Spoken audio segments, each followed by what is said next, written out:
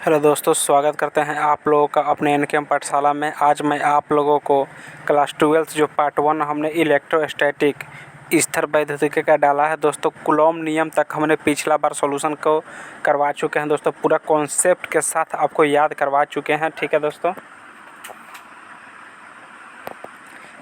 तो अब हम 6 नंबर से क्वेश्चन से आप लोगों को पूरा कॉन्सेप्ट के साथ जो है वो रिवाइज कराने वाला है दोस्तों। पूरा का पूरा आप लोग को याद हो जाएगा। ठीक है दोस्तों, चलिए आते हैं टॉपिक पे।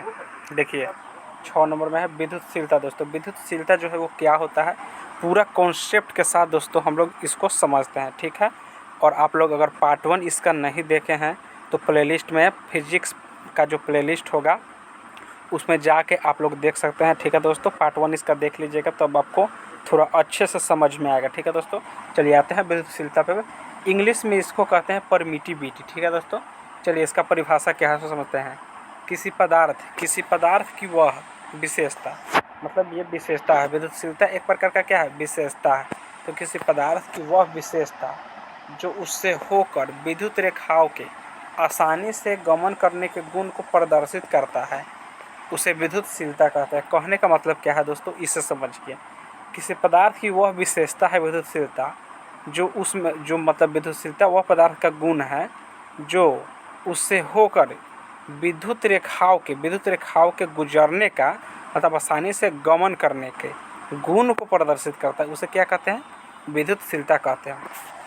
विद्युतशीलता को एप्सिलॉन से सूचित करते हैं। चाहिए तो दोस्तों आप साथ साथ में हमारे नोट्स को बना सकते हैं अच्छे से समझ कर। ठीक है दोस्तों, विद्युतशीलता को किससे सूचित करते हैं, एप्सिलॉन से। जो इस तरह का साइन है दोस्तों, इसे एप्सिलॉन कहते हैं। ठीक है दोस्तों, चलिए आते हैं आगे। एप्सिलॉन इक्वल टू क्या होता है, तो यहाँ पे एप्सिलॉन इक्वल टू जो होता है epsilon naught. Epsilon equal to क्या होता है दोस्तों, epsilon naught into epsilon r. ये हुआ एप्सिलॉन नॉट हुआ दोस्तों, एप्सिलॉन आर हुआ। ठीक है दोस्तों, एप्सिलॉन नॉट क्या होता है सो उसे समझिए। एप्सिलॉन नॉट जो होता है आपका होता है निरपेक्ष विद्युतशीलता। ठीक है दोस्तों, एप्सिलॉन नॉट जो होता है वो होता है निरपेक्ष विद्युतशीलता दोस्तों। ठीक है, एप्सिलॉन आर होता है अपेक्षिक विद्युतशीलता। ठीक है, एप्सिलॉन नॉट निरपेक्ष विद्युतशीलता, एप्सिलॉन आर होता है अपेक्षिक विद्युतशीलता।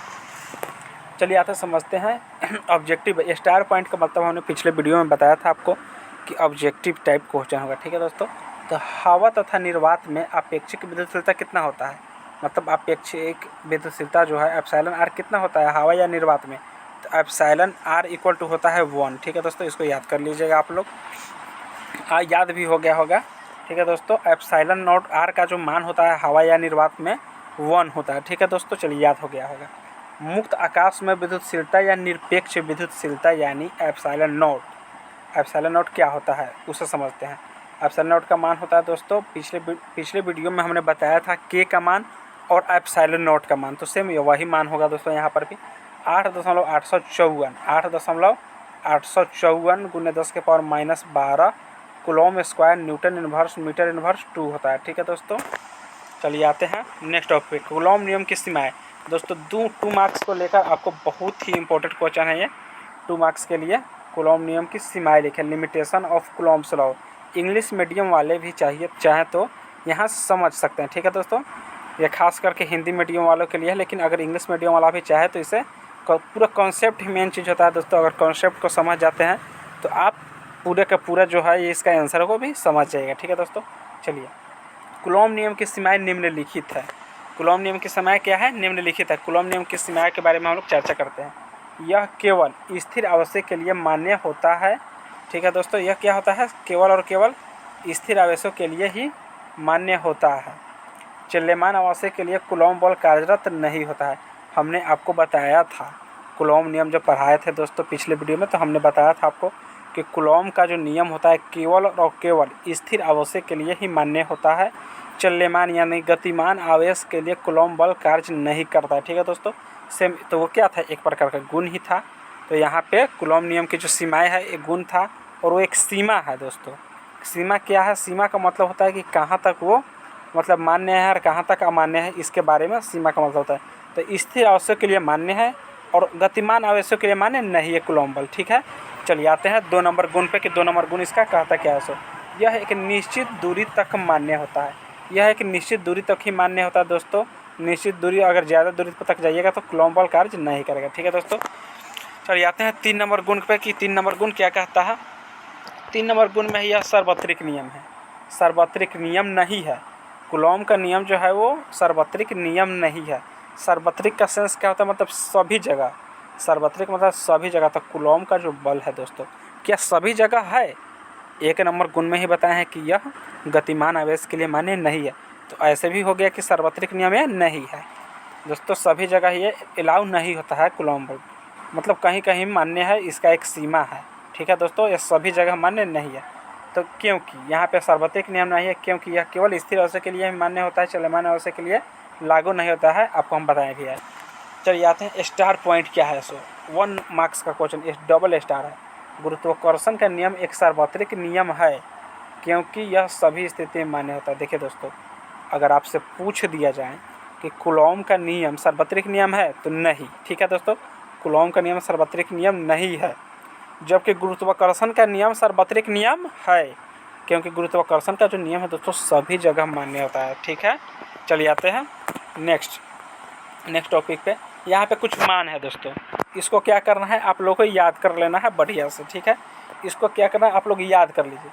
जी का मान क्या होता है, जी का मान क्या होता है दोस्तों? जी का मान जो होता है वो क्या होता है? जी का मान होता है 6.67 गुने 10 के पावर -11।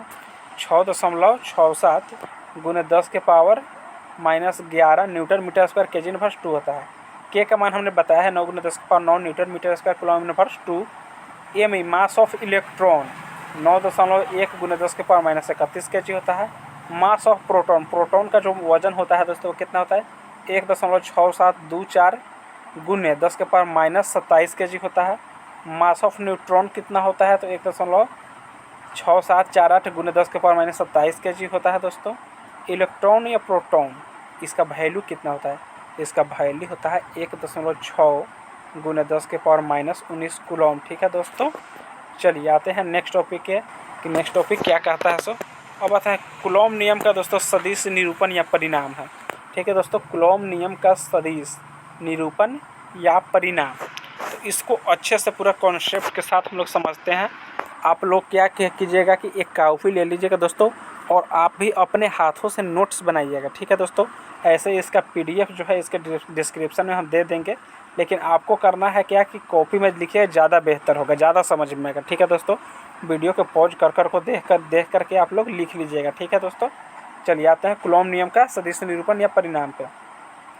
देखिए दोस्तों, जब 2 बिंदु आवेश का गुणज का परिणाम जो होता है 0 से कम होता है और उनके मध्य की दूरी r होती है तो वह एक दूसरे पर आकर्षी बल आरोपित करते हैं। देखिए दोस्तों, सीधा कहने का मतलब क्या है, आवेश जो होता है Q1 × Q2, क्या Q1 और Q2 का अगर परिणाम 0 से कम हो यानी निगेटिव में हो और उसके मध्य दूरी r हो तो वह एक दूसरे पर कैसा बल आरोपित करेगा?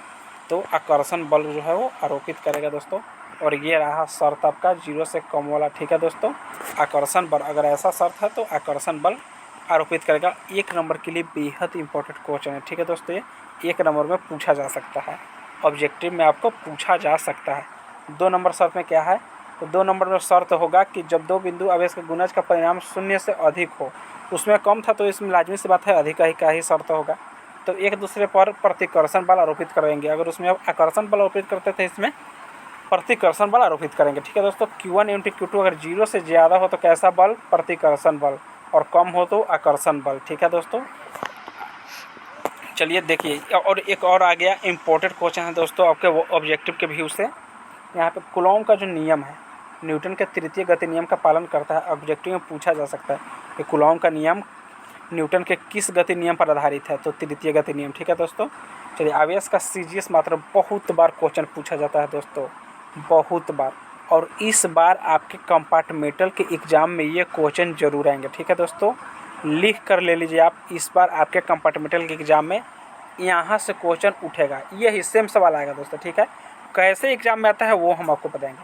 देखिए, आवेश का जो CGS मात्रक होता है वो स्टैट कूलॉम होता है। CGS मात्रक क्या होता है आवेश का? Stat coulomb. तो 1 कूलॉम बराबर क्या होगा? 3 × 10 के पावर 9 स्टैट कूलॉम। तो आपके एग्ज़ाम में ऐसे नहीं पूछा जाएगा दोस्तों, आपके एग्ज़ाम में कैसे पूछा जाएगा हम आपको बताते हैं। आपके एग्ज़ाम में पूछा जाएगा, यहाँ पे है 1 कूलॉम बराबर 3 × 10 के पावर 3 गुने 10 के पावर 9 स्टैट कूलम है। और आपके एग्ज़ाम में पूछे जाएंगे एक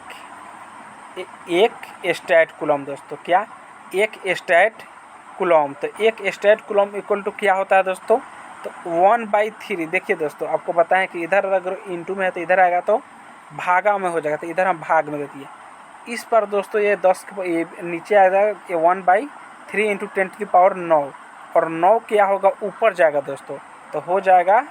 और अगर 1 ऊपर जाएगा दोस्तों तो ये क्या हो जाएगा ना कि 1/3 इंटू 10⁻9 हो जाएगा क्या दोस्तों, एकदम हो जाएगा दोस्तों, -9 हो जाएगा। ठीक है दोस्तों, तो ये आता है आपके एग्ज़ाम में क्वेश्चन ऐसा आता है कि 1/3 गुने 10⁻9 कूलम, एक स्टैट कूलम बराबर। यहाँ पे ये कॉन्सेप्ट के, अगर कॉन्सेप्ट की बात किया जाए दोस्तों, तो कॉन्सेप्ट हमारा क्या है, ये है। कॉन्सेप्ट से अगर पढ़िएगा तो ये पढ़िएगा, और ऐसे एग्ज़ाम में पूछता है एक स्टैट कूलम, तो आपको याद कर लीजिए 1/3 इंटू 10⁻9 कूलम। ये आपके एग्ज़ाम में क्वेश्चन आना ही आना है। देखिए दोस्तों, अब आते हैं नेक्स्ट ऑब्जेक्टिव के। आवेश का एसआई मात्रक क्या होता है।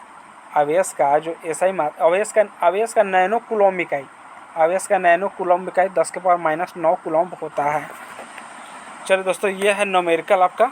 तो न्यूमेरिकल हम लोग ज़्यादा नहीं देखेंगे, क्योंकि न्यूमेरिकल आपके एग्ज़ाम में बहुत कम आता है, उतना ज़्यादा न्यूमेरिकल नहीं आता है। ज़्यादा करके 2 मार्क्स और 5 मार्क्स के और 1 मार्क्स का कॉन्सेप्चुअल क्वेश्चन आता है। ठीक है दोस्तों, तो चलिए आते हैं 9 नंबर क्वेश्चन देखते हैं। अध्यारोपण सिद्धांत क्या है। तो अध्यारोपण, अगर आप लोगों को लगता हो दोस्तों कि ये वाला न्यूमेरिकल भी सॉल्व करा दे, तो आप लोग कमेंट कीजिएगा कि न्यूमेरिकल को भी बता दिया कीजिए, हम आपको न्यूमेरिकल को भी क्या करेंगे, बता देंगे। ठीक है दोस्तों, चलिए आते हैं अध्यारोपण सिद्धांत पे। अध्यारोपण सिद्धांत कहता क्या है, किसी बिंदु पर आरोपित बल सभी एकांक बिंदुओं द्वारा लगाए गए बल का सदिश योग होता है। मतलब F बराबर KQ1 Q0 QA अपॉन में R²। देखिए दोस्तों, कहीं भी अगर ABCD का कोई भी अक्षर हो और नीचे जीरो के जैसा लिखा हो तो उसको नोट पढ़ते हैं। ठीक है, Q है यहाँ पे और नीचे 0 है तो Q0। ठीक है दोस्तों, मतलब कुछ भी रहे उसको हम नोट पढ़ेंगे। ABCD का कोई भी अक्षर हो और नीचे शून्य जैसा हो तो उसको हम नोट पढ़ेंगे। ठीक है दोस्तों, यहाँ पे F equal to KQ1 Q0, F equal to KQ0 QA बटे R² प्लस में KQ0 QB बटे R²। ठीक है दोस्तों, ये अध्यारोपण सिद्धांत है, आपको याद हो गया होगा। ठीक है दोस्तों, चलिए आते हैं ऑब्जेक्टिव पे। एक स्टार मार्क्स क्वेश्चन है, किसी वस्तु पर न्यूनतम आवेश कितना संभव है। दोस्तों हम आपको बताए थे कितना संभव है, 1.6 × 10⁻19 कूलम। याद कर लीजिएगा, बहुत ही इम्पोर्टेंट है। ठीक है दोस्तों, चलिए आते हैं अब 10 नंबर क्वेश्चन पे। विद्युत क्षेत्र किसे कहते हैं। देखिए, इसका जो है वो बहुत सारा परिभाषा है, लेकिन हम 2 परिभाषा आपको समझाने वाले हैं। पूरा का पूरा कॉन्सेप्ट आपका इससे क्लियर हो जाएगा। 2 ही जो है, 2 यहाँ पे है, 2 से आपको पूरा का पूरा कॉन्सेप्ट क्लियर हो जाएगा। विद्युत क्षेत्र किसे कहते हैं, तो वह क्षेत्र जिसमें विद्युतीय प्रभाव को, क्या विद्युतीय प्रभाव को, वह क्षेत्र जिसमें विद्युतीय प्रभाव को अनुभव किया जाता है उसे विद्युत क्षेत्र कहते हैं। देखिए दोस्तों, ये जो है वो अपना भाषा में परिभाषा है। तो विद्युत क्षेत्र, तो वह क्षेत्र जहाँ विद्युत हो, मतलब विद्युतीय प्रभाव हो, उसको विद्युत क्षेत्र कहते हैं। ठीक है दोस्तों, 2 नंबर परिभाषा क्या कहता है, 2 बिंदुओं के बीच आरोपित बल और आवेश के अनुपात को विद्युत क्षेत्र कहते हैं। बल और आवेश के अनुपात यानी बल बटे आवेश। विद्युत क्षेत्र बराबर क्या हो जाएगा, बल बटे आवेश। विद्युत क्षेत्र को किससे सूचित करते हैं, ई से सूचित करते हैं। दोस्तों याद कर लीजिएगा बढ़िया से एकदम, क्योंकि ये सब क्वेश्चन 2 मार्क्स के लिए बहुत ही इंपॉर्टेंट क्वेश्चन है। विद्युत क्षेत्र को ई से सूचित करते हैं। इसका एसआई मात्रक न्यूटन कूलम्ब इनवर्स होता है। कूलम्ब को सी से सूचित करते हैं, एन से न्यूटन है दोस्तों। ठीक है, न्यूटन कूलम्ब इनवर्स होता है। ई बराबर F/Q, आपको बोले थे बल बटे आवेश। आवेश का को Q से सूचित करते हैं, बल को F से। तो यहाँ पे हो जाएगा दोस्तों E बराबर F/Q। ये फॉर्मूला है दोस्तों, याद कर लीजिएगा। ठीक है, आपको याद भी हो गया होगा साथ में ही, क्योंकि ये कुछ खास नहीं है। ठीक है दोस्तों, इसका डायमेंशन फार्मूला क्या होता है। डायमेंशन फार्मूला दोस्तों यहाँ पर सजाया गया, MLT/2 बट्टे में AT कूलम्ब का AT होता है आवेश का, और इसको सॉल्व कीजिए, MLT/3 A इन्वर्स हो जाएगा। इसको याद कर लीजिएगा। विद्युत आवेश का जो होता है विमेय सूत्र MLT/3 A इन्वर्स होता है। कितना दोस्तों, MLT/3 A इन्वर्स होता है। चलिए आते हैं नेक्स्ट टॉपिक पे। नेक्स्ट टॉपिक क्या कहता है, सो नेक्स्ट टॉपिक है चालक। नेक्स्ट टॉपिक क्या है दोस्तों, नेक्स्ट टॉपिक है चालक। तो इसको भी अच्छे से हम लोग समझ लेते हैं। चालक कंडक्टर, तो वैसे पदार्थ जिनके पास मुक्त इलेक्ट्रॉन की संख्या अधिक होती है, अधिकतम होती है, उसे चालक कहते हैं। क्या दोस्तों? वैसे पदार्थ जिनके पास मुक्त इलेक्ट्रॉन की संख्या अधिकतम होती है उसे क्या कहते हैं? चालक कहते हैं। जैसे में सोना, चांदी, पीतल, तांबा इत्यादि। एग्जाम्पल याद रखिएगा, एग्जाम्पल पूछा जाता है। ठीक है दोस्तों, चलिए अर्धचालक, तो वैसे पदार्थ जिनके पास मुक्त इलेक्ट्रॉन की संख्या कम होती है उसे अर्धचालक कहते हैं। जैसे में तैलीय, कागज इत्यादि। एग्जाम्पल आप लोग याद रखिएगा, एग्जाम्पल ज़्यादा करके पूछा जाता है, परिभाषा आपका इस सब का नहीं पूछा जाएगा। ठीक है दोस्तों, परिभाषा अगर पूछा भी जा सकता है दोस्तों 2 मार्क्स के लिए, तो आप लोग परिभाषा और एग्जाम्पल दोनों याद कर लीजिएगा। ठीक है दोस्तों, चलिए चालक पे अचालक पे आते हैं। तो वैसे चालक में क्या था? वैसे पदार्थ जिसके पास मुक्त इलेक्ट्रॉन की संख्या ज़्यादा हो और चालक में कम हो। तो ज़्यादा कम तो हो गया, बचा क्या है? मतलब हो ही ना, तो अचालक बचा हुआ है। तो वैसे पदार्थ जिनके पास मुक्त इलेक्ट्रॉन न हो, मतलब मुक्त इलेक्ट्रॉन जिसके पास मतलब हो ही ना, उसे अचालक कहते हैं। क्या कहते हैं? उसे अचालक कहते हैं। जैसे में कलम हुआ, कॉपी हुआ, प्लास्टिक हुआ, इस सब के पास क्या होता है? मुक्त इलेक्ट्रॉन नहीं होता है। ठीक है दोस्तों, चलिए समझते हैं परावैद्युतांक को। परावैद्युतांक क्या होता है उसको अच्छे से समझते हैं दोस्तों। आपका बहुत ही इंपॉर्टेंट क्वेश्चन है, 2 मार्क्स में आपका यह क्वेश्चन जो है बहुत बार पूछा जा चुका है कि परावैद्युतांक क्या होता है दोस्तों। ठीक है, तो अच्छे से समझिए इसको। परावैद्युतांक को 2 आवेशित बिंदु के मध्य हवा या निर्वात में लगने वाला बल और किसी माध्यम में 2 बिंदुओं के बीच लगने वाले बल के अनुपात से सूचित करते हैं हम। F/F, मतलब मीडियम ऑफ फोर्स। के बराबर फोर्स बटे मीडियम ऑफ फोर्स, जहाँ के बराबर क्या है? एप्सिलॉन आर है। के का मान क्या है? एप्सिलॉन आर के बराबर है। पानी का परावैद्युतांक कितना होता है दोस्तों? तो 80 होता है, 80 होता है। कितना होता है? 80 होता है। पानी का परावैद्युतांक 80 होता है। ठीक है दोस्तों, पानी का परावैद्युतांक कितना होता है? पानी का परावैद्युतांक 80 होता है, 80 होता है। इसको आप लोग याद कर लीजिएगा। चलिए, विद्युत क्षेत्र की तीव्रता, 15 नंबर क्वेश्चन क्या कहता है दोस्तों? विद्युत क्षेत्र की तीव्रता। तो विद्युत क्षेत्र की तीव्रता को पूरे कॉन्सेप्ट के साथ आपको याद कराते हैं। चलिए आइए देखते हैं विद्युत क्षेत्र की तीव्रता कहता क्या है। सो देखिए दोस्तों, स्रोत आवेश के द्वारा लगने वाला बल, स्रोत आवेश के द्वारा लगने वाला बल और परीक्षण आवेश के परिमाण के अनुपात द्वारा विद्युत क्षेत्र की तीव्रता को परिभाषित करते हैं। E/F/Q0, ये फॉर्मूला याद कर लीजिएगा। विद्युत क्षेत्र की तीव्रता का है E/F/Q0। ठीक है दोस्तों, चलिए देखते हैं अब ऑब्जेक्टिव क्वेश्चन क्या है। सो विद्युत क्षेत्र तीव्रता को लेकर के स्टार पॉइंट 3 है, तीनों याद करा देंगे आपको। ठीक है दोस्तों, पूरा का पूरा देखिए दोस्तों, पूरा का पूरा आप एकदम दिमाग शांत कर लीजिएगा, आपको याद करा देते हैं।